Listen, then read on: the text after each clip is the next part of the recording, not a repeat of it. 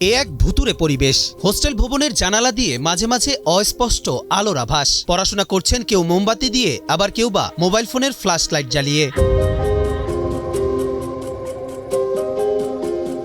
বিদ্যুৎ বিল বকেয়া থাকায় জয়পুরহাট আক্কেলপুর উপজেলার গোপীনাথপুর ইনস্টিটিউট অব হেলথ টেকনোলজির বিদ্যুৎ সংযোগ বিচ্ছিন্নের প্রায় 1 মাস হতে চলেছে।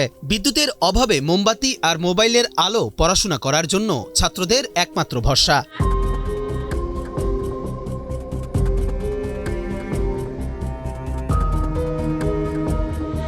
জানা যায়, গত 23শে নভেম্বর বিদ্যুৎ বিচ্ছিন্ন করে দেয় পল্লী বিদ্যুৎ সমিতি। এরপরেই অনির্দিষ্টকালের জন্য ছুটি ঘোষণা করে প্রতিষ্ঠানটির কর্তৃপক্ষ। এতে বাড়ি চলে যায় শিক্ষার্থীরা। সম্প্রতি পরীক্ষার ফর্ম ফিল আপের তারিখ ঘোষণা হওয়ার পর ফিরে আসতে শুরু করে শিক্ষার্থীরা। ছাত্ররা বিদ্যুৎহীন অবস্থায় হোস্টেলে অবস্থান করলেও ছাত্রীদের ঠাঁই হয়নি হোস্টেলে। আমাদের আইএসটিতে বিদ্যুৎ সংযোগ না থাকার কারণে আমাদের হোস্টেল বন্ধ হয়ে গেছে। হঠাৎ করে ফর্ম ফিল আপের ডেট দেওয়ার জন্য আমার বাসায় আছি, সেখান থেকে আসছি।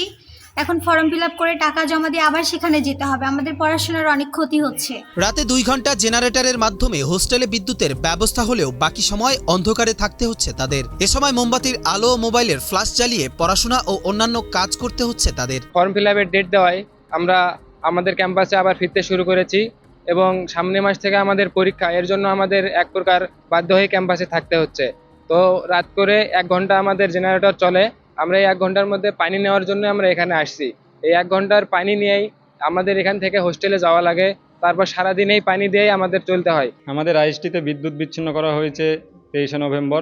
অনির্দিষ্টকালের জন্য এটা বন্ধ ঘোষণা করা হয়েছে। আমাদের একাডেমিক এবং হোস্টেলের কার্যক্রম সেভাবে চলছে না।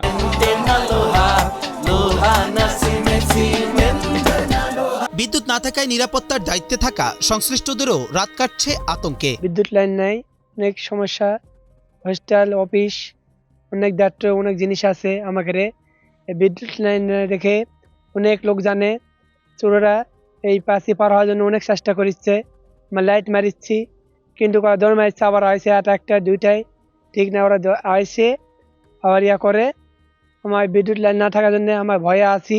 আসন্ন পরীক্ষার আগে বিদ্যুতের সমস্যা সমাধানের পাশাপাশি একাডেমিক কার্যক্রম পুনরায় দ্রুত চালু করার দাবিতে জেলা প্রশাসকের মাধ্যমে প্রধান উপদেষ্টা দপ্তরের পাশাপাশি সরকারি বিভিন্ন দপ্তরে স্মারকলিপি দিয়েছে শিক্ষার্থীরা। বিদ্যুৎ সংযোগ বিচ্ছিন্ন থাকার কারণে আমরা চরম ভোগান্তির মধ্যে রয়েছি।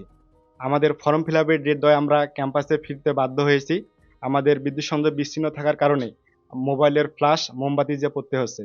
এখানে জেনারেটর দিচ্ছে 2 ঘন্টা, তার আলোতে পড়তে হচ্ছে। এখানে আমাদের পড়াশোনার অনেক ক্ষয়ক্ষতি হচ্ছে। আমরা প্রশাসনের প্রতি জোর দৃষ্টি আকর্ষণ করছি, আমাদের বিদ্যুৎ সংযোগ পুনঃস্থাপন করে আমাদের একাডেমিক কার্যক্রম চালু করা এবং পড়াশোনার টেবিলে যাতে আমরা ফিরতে পারি সেই ব্যবস্থা করে দিবেন।